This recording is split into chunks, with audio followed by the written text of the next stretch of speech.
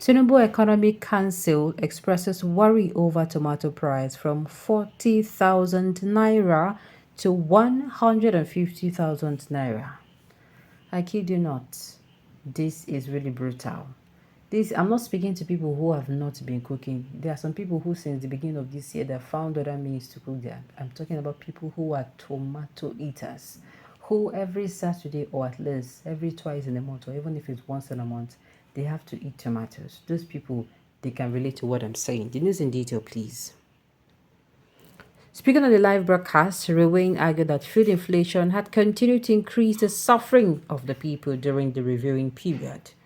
A member of the Economic Coordination Council constituted by President Bola Tinubu, Bismarck Rewain, has lamented the increase in the cost of tomatoes in Nigeria, which has risen from 40,000 naira to 150,000 naira per bag within a year. Speaking on the live broadcast, Rewain argued that food inflation had continued to increase the suffering of the people during the reviewing period. Rewain said, "How does this affect you? In Ini and Jeffrey, a bag of rice cost 35,000 naira last year, and today it is 80,000 naira, an increase of 129%. Gari was 28,000 naira last year, it is now 50,000 naira. Beans were 30,000 naira last year, now it is 95,000 naira, up to 217%. A loaf of bread was 900 naira last year, and now it is 1,600 naira. A tube of yam was 2,000 naira, now it is 10,500 naira. The big problem is tomatoes. Last year it was 40,000 naira per bag, now it is 150,000 naira. Non-food basket items, a night bus from Lagos to Abuja was 20,000 naira last year. Now it is 33,000 naira, up to 68% increment. Toiletries were 300 naira, now it is 500, up to 67%. A flight from Lagos to Abuja, which was 38,000 naira, now it is 80,000 naira, up to 111%. Lagos to London flight dropped from 2.6 million naira to 1.4 million naira. Rewain stated further that the rise in headline inflation and food prices in particular exacerbated the prices of food across the country. Before we were growing at 2.91%, this year we are now growing at 2.87%, so our growth has declined by 0.04%.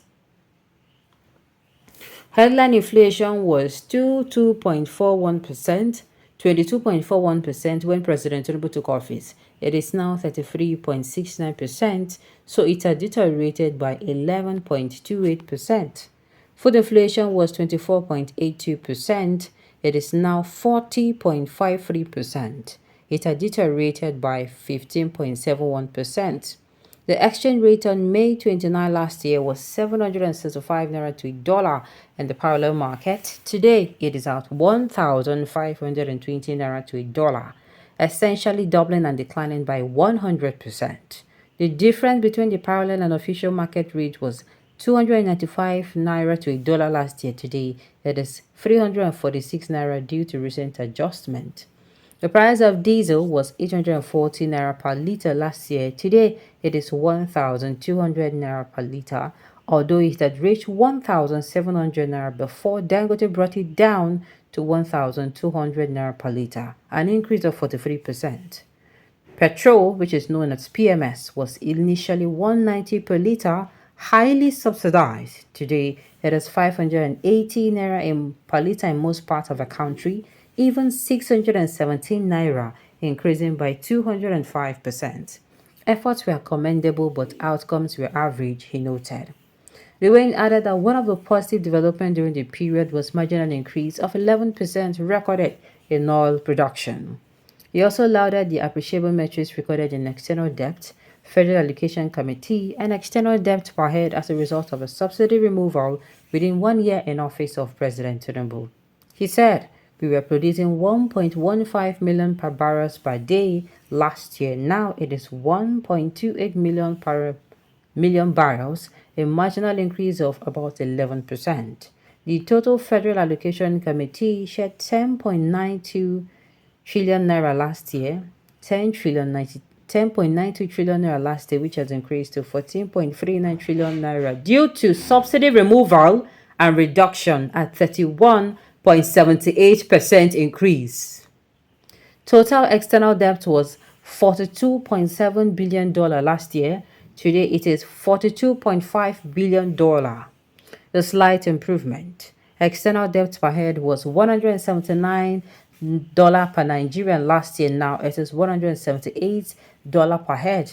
Gross external reserves were $25 billion last year, dropping by 7% to $32 billion. The minimum wage was 30,000 naira per last month, and now it is open to debate. Speaking on the economic impact and unintended consequences, Rewin said the gross fixed investment which drives growth was $154 billion last year. It is now down to $105 billion, a 31% decrease. Stock market capitalization was 30 trillion naira last year. Now it is 55 trillion naira, and it's a 3% increase, benefiting investors. National savings as a percentage of GDP decreased. National savings as a percentage of GDP decreased from 33% to 29%. Life expectancy improved from 55.8 years to 56.1 years. Ships waiting at Nigerian ports increased from 12 to 15, a 25% improvement.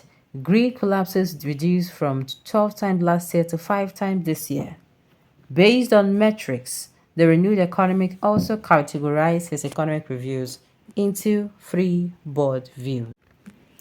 Based on metrics, the renowned economics also categorized his economic reviews into 3 broad views.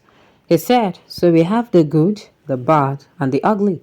The good, tax and other revenues have more than doubled.